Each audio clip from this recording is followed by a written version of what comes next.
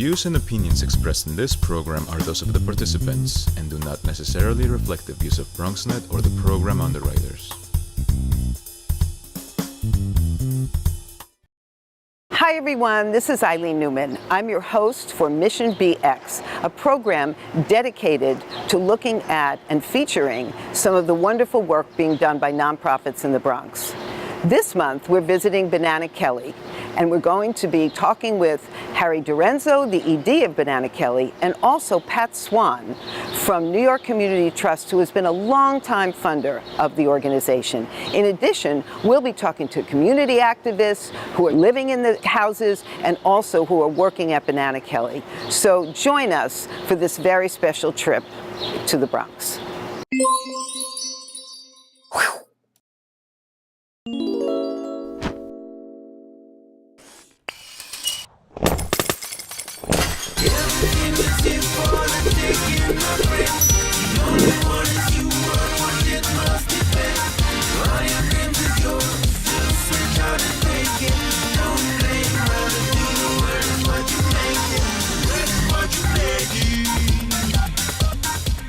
Hi everyone, I'm here with Pat Swann, who's the Senior Program Officer at New York Community Trust, and Harry Dorenzo, who is the Executive Director of Banana Kelly. And we're going to be talking about their relationship and what Banana Kelly is all about. So thank you both. You're welcome, thank you. Harry, let's start with you, because you've been with Banana Kelly for a long time, and Pat, you have too, in a different way. So Since before Pat was born. Yeah. Since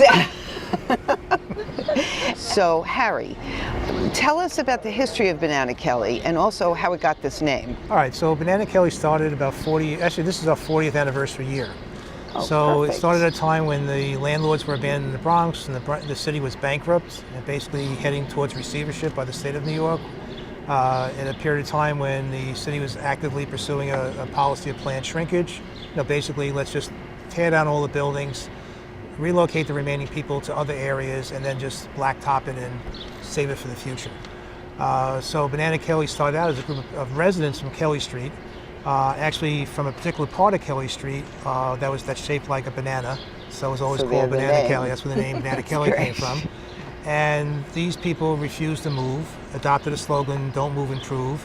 And we actually started taking over buildings that were abandoned by landlords and started to clean them out and get them ready for rehab through, in those days, was called sweat equity, because there was no funding by the city, and if you didn't do it yourself, it didn't get done. Right. So we didn't reclaim that part of the neighborhood where we started. It wouldn't be there today. So that's what it started out as a resident initiative where people decided they weren't going to move and they're going to protect their homes and keep their homes, and that's how the organization got started. And you were here then? I was I was living on Fox Street at the time, Okay. and I was working at a place called Casita Maria, which is a settlement house on Simpson Street. And after hours, we didn't allow any adults into the center. So after hours, I had after hours, it's like a basketball thing. And after we played basketball, we'd sit around, drink beer, and smoke. I won't say what, and talk about the neighborhood. And that's where I met Leon Potts and Robert Forster and Eric Wingate and a bunch of people from Kelly Street. And they were saying that they're struggling to save their homes, but everything's burning down around them. What can we do? And I had a friend of mine who was a street banker at Chemical Bank at the time. We had gone to school together at Manhattan College. And he said, come see this group on Washington Avenue, People's Development Corporation. They took over buildings, they're doing sweat equity, they're getting trained for construction jobs, and at the end they're going to own their own homes. I said, oh, wow. So we went over and visited them, and after that we started just taking over 3 buildings on Kelly Street. One was privately owned. And we just started cleaning them out and pushing to do the same thing over here that they did over there. So, Pat, when did you come on the scene in New York Community Trust? Well, New York Community Trust came on the scene before I came on the scene, because I've been there for 16 going on 17 years. But our history as an institution with Banana Kelly goes back to the mid to late 1970s. In fact, the woman who is now our president, the president of New York Community Trust, Lori Slutsky, was actually the first program officer for Banana Kelly. And so our history goes back a real long ways. there's a real uniqueness to the relationship because you've been together for so long, and oftentimes funders walk away from an organization, and that's always difficult. So it's great that that hasn't happened and that you're actually still working with Banana Kelly and have worked with Banana Kelly through a lot of different changes. In fact, my roots are in the community development field in the kind of work that Harry just described. And so people like Harry and the organizations like Banana Kelly, they're my heroes. They're the things that made me want to do this work, is people making a decision that, you know, we're not going anywhere, and in fact we're going to fight to stay and reclaim our neighborhood and look at the fruits of that work. I know. And that's true all over the city. So, you know, a lot of what's happening in the city now in terms of the interest from the private sector, private development world, is thanks to the efforts of organizations like this that reclaim these neighborhoods, or else there wouldn't be anything here to work with. And Harry, what are you doing now here? Where are we in this beautiful space, and how have things progressed in all those years? Well, we're actually doing things that are very similar to what we did back then. I mean, the organization was built on the backs of the people who lived here. You know, and there was a period of time when Banana Kelly went a different direction, got into a lot of trouble, but it became a straight service organization and got a lot of resources thrown at it, didn't manage those resources well, and then got into trouble and almost went out of business. This is back in the late 90s, early 2000s. So since that time, we have been, first of all, we had to fix our buildings because the buildings were in terrible shape. Some buildings were taken away from us. We've since gotten those back. And for the last 10 years, we've been in a position where we've been expanding. So when the Attorney General forced the change in leadership, and I came back, and Freddie Ferrer came in as the chairperson, and Victor Alisea came in as a board member, and Aaliyah Horsford Sidbury, who was like about 4 years old when we started, and she was the grandniece of Eric Wingate and granddaughter of Gloria Wingate, two of our original homesteaders. So isn't it funny? There's a continuity there, right? So when we took over, it took us about 10 years to basically just straighten the place out. But since that time, we had about 560 units of housing. Right now we have about 50 buildings and about 1,350 units of housing. We have an after-school program, we have an ESL program, we have a food pantry, we have a summer camp, we have some social service programs, mostly work with people that are homeless, and also with developmental disabilities, with two separate programs. And organizationally, we're trying to make up for the mistakes that were made in the 90s and early 2000s by really creating this into a community organization. Right. A community organization that has a strong board, a strong staff, and a constituency. So we converted from a straight service organization to a mutual housing association about 3 or 4 years ago. So right now, the way our bylaws are structured, our membership base is our resident leadership base. Anyone that's a resident of any one of our 50 buildings can be part of the resident council. And the resident council is where a plurality of our board members come from.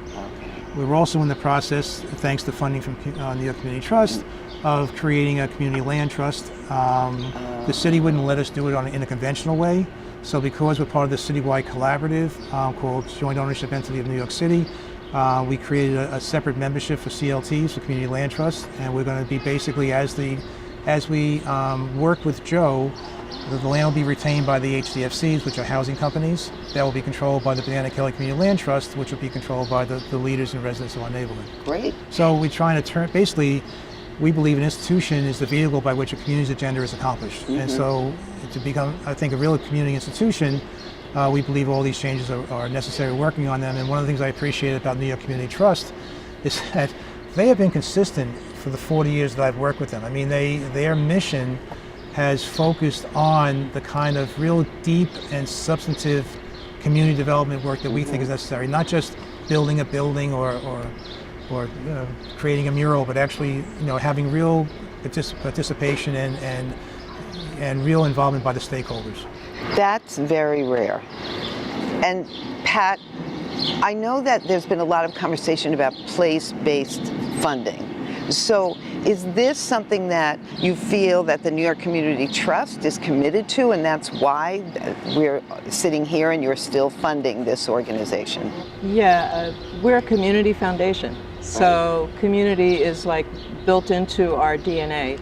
And it's funny because I've been in the foundation world now for a few years, and things kind of wax and wane. You know, things are a little bit trendy, and there's some downsides to the foundation world. There's some upsides to it, but one of the downsides is things tend to be in favor and then fall out of favor. The place-based approach to anti-poverty work and community building is not exactly in favor right now. And I think there are two trends that are pushing against it.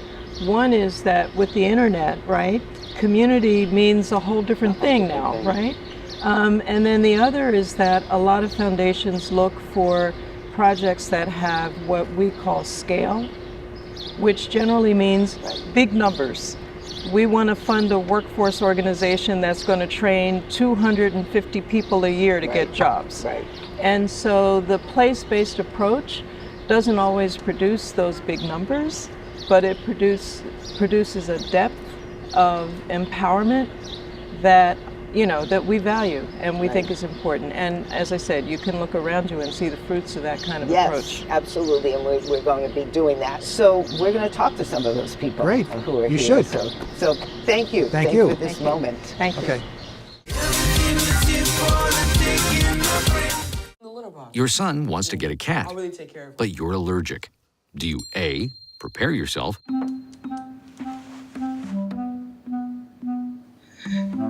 B, make the best of it, C squared equals 25. Good job. or C, find a loophole?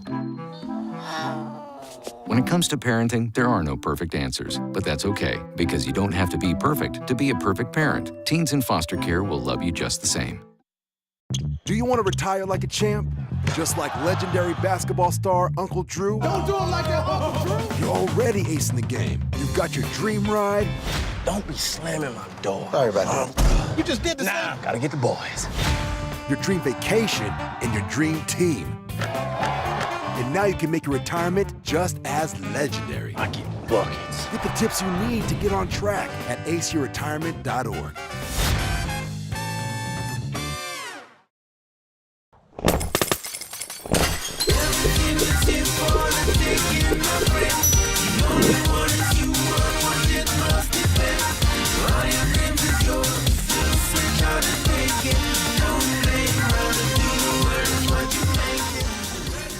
So I'm here with people who live in Banana Kelly houses and work in Banana Kelly houses and are just part of this community. So we're going to start.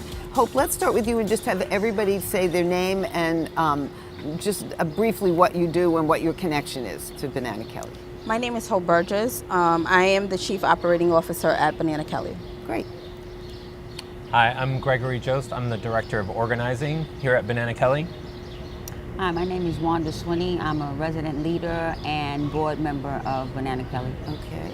Hi, my name is Jose Rodriguez. I live in the Banana Kelly building, and I'm also I'm a member in the Residents Council. Great. So I guess my biggest question would be, we've talked about community and how Banana Kelly has done so much to maintain community and to build community. So what's your reaction to that in terms of your own relationships to the organizations and how you see it as part of this community? So anybody can jump in with that. Well, Go ahead. Yeah. I want to talk about the awesomeness of Banana Kelly.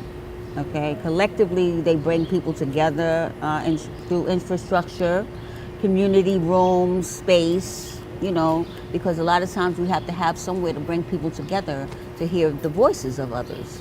Right. And Jose, what about you? You said that you had some, we also want to feature Jose's shirt, his good Banana Kelly shirt. We want to make sure that our audience sees that. Yeah, so Banana Kelly, for many years when nobody wanted to visit or live in the Bronx, Banana Kelly has been working hard to try to keep the remaining residents in the community, and most importantly, give them say in how the community is going to be restructured, whether it be a school, a park, or housing. And Banana Kelly allows the community to have a voice, and through many different avenues. So every year we go to the RGB, the Rent Guideline Board. We talk. We try to keep rents down in communities. You know, people are struggling. A lot of people are living in rent-subsidized apartments. They're living on fixed incomes, and you know, so it's important that we have a voice for the community, so that way more and more people do not get displaced. Yeah, that's great. And Hope, how did you get involved with Banana Kelly? I came to Banana Kelly about 14 years ago as an intern, and I never left. I love those stories. Yes. I was a building resident up until maybe about 6 months ago. So very involved in the community. My children went to school here. Okay. And so all of the things that affected the people I worked with, they also affected me. That's pretty much how I became involved. And Greg, how about you?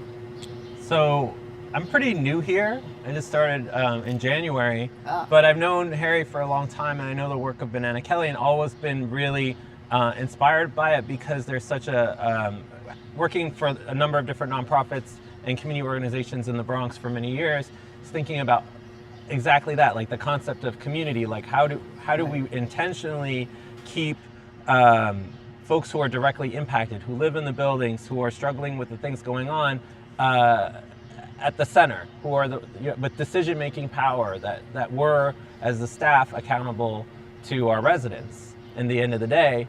And Banana Kelly is set up and designed that way as a mutual housing association, that we're actually institute that. And I think it's really important in neighborhoods that have been historically redlined, disinvested in, right? We're doing that work, like that happened because of, you know, the devaluing of people of color and communities of color, and I think to be able to combat that, it's really important that we center that history, and we understand that, look, people and place together have to really work in a way that, like, we build up our own capacity to solve our own problems, and that the power lies within the people here. So I have a question. What are resident leaders? We have members that go out and hand out flyers, and every month we hold a monthly community meeting to invite community members in, and we inform the community members what's happening with the rezoning, you know, and things of that nature, okay. Basically. And can I ask what cluster sites are? Cluster site is a building, a privately owned building that the landlord rents apartments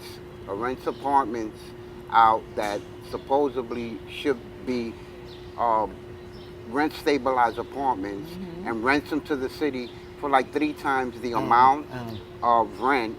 And at the same time, so what occurred, the campaign to close these cluster sites occurred when the 2 little girls died in the cluster right. site in the Bronx, right. and the steam exploded in the room, and the 2 little girls died.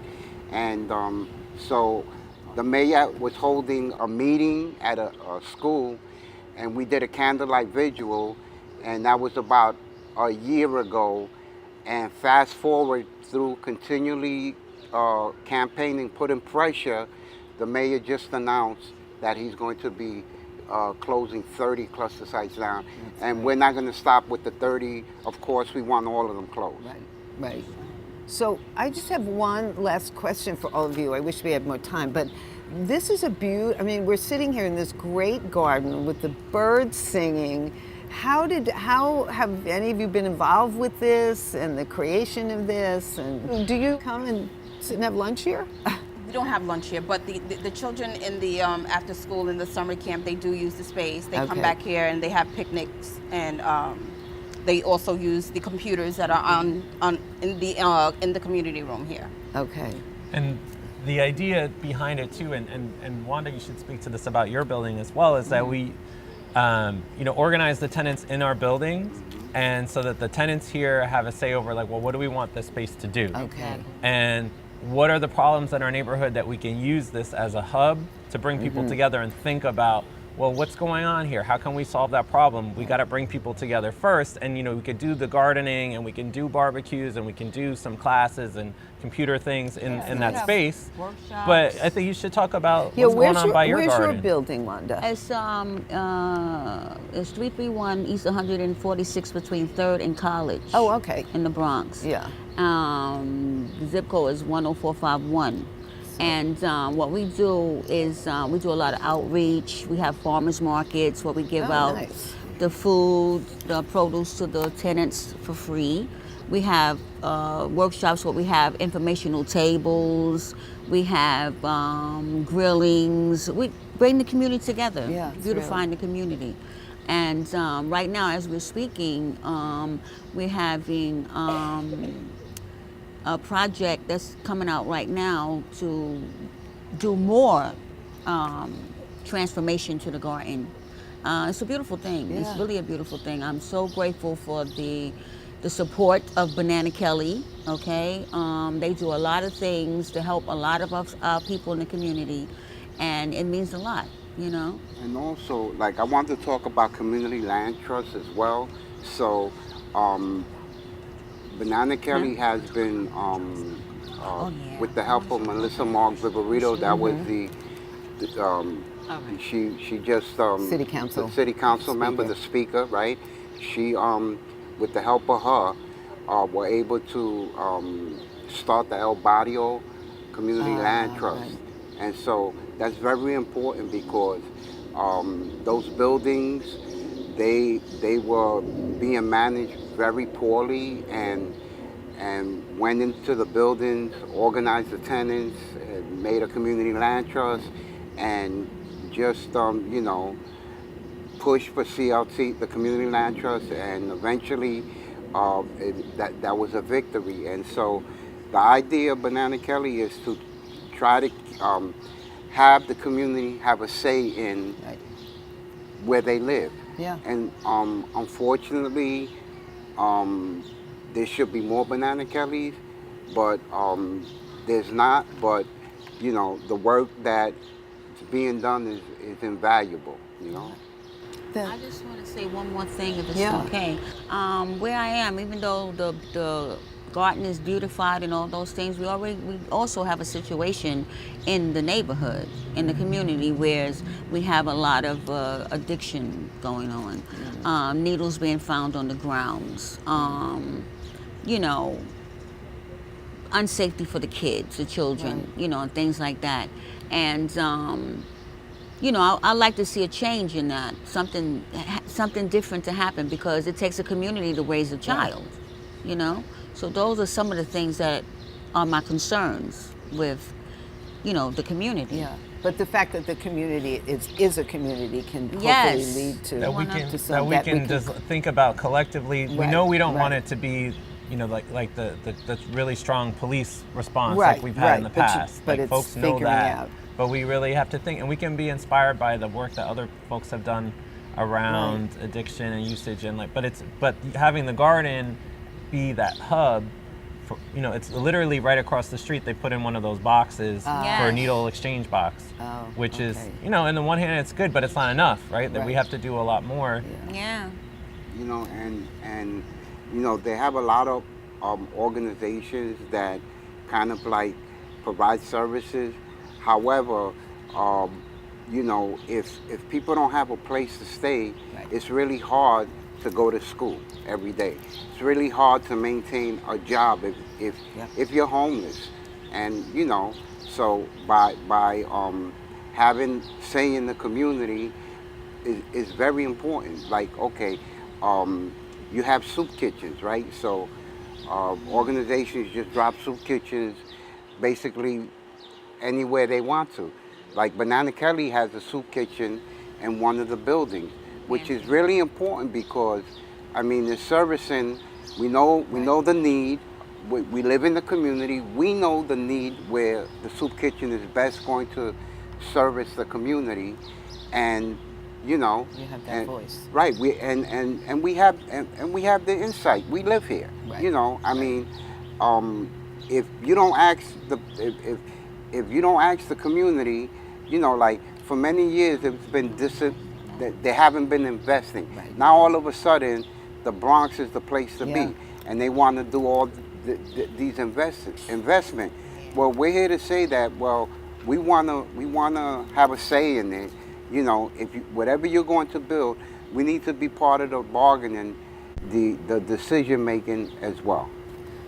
Thank you. That's the perfect piece for us to end this little segment on, because we're running out of time. But thank you all for what you do, and it's really inspirational to meet all of you and talk to you. So thanks a lot. Thank you for inviting us. Thank you.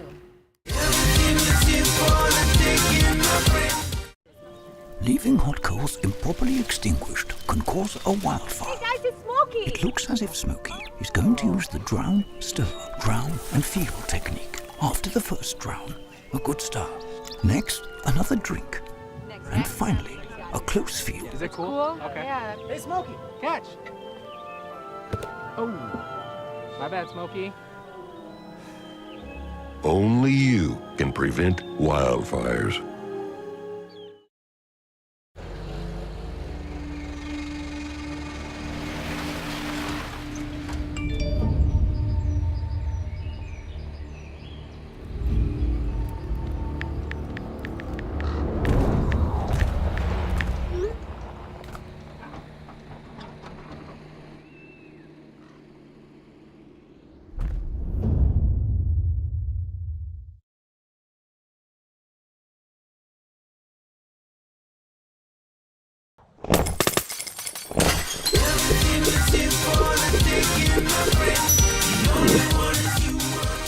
Pat and Harry, thank you so much for doing this. I know it took time out of your ridiculously busy schedules, but we really appreciate it, and this has been great. So I'm just going to ask about what would you say, Harry, to sum up your feelings about Banana Kelly and its importance in the community? So I would say that, first of all, thank you for coming out. And secondly, I'd say that, you know, we're a community organization. At the end of the day, community is about people. And as you saw from the people who you also interviewed, that are our members, our resident leaders, that we're not here to provide services. We are here to basically provide a platform for people to self-determine their own destinies and their own futures. And we are a vehicle for that to happen, and we're very happy to be able to show that through action, with people actually coming out and talking on their own behalf. So thank you. And we appreciate New York Community Trust for all the faith they put in that approach with our group and other groups as well around the city. I know that too. And Pat, so that was a very beautiful testament, I think, and a statement about what you really do here, and we felt that. So good. I just wanted to say that I'm so proud to work in an institution that takes the long view and that supports organizations like Banana Kelly and the amazing results that they have. Yeah. Great. Thank you both again. Thank you all for joining us. I'm sorry that's all we have time for this month, but please make sure you join us for next month's journey into the world of another nonprofit here in the Bronx. If you are interested in other episodes you might have missed, if you go to BronxNet.tv and look for Mission BX, you'll find us there. And I look forward to seeing you next month.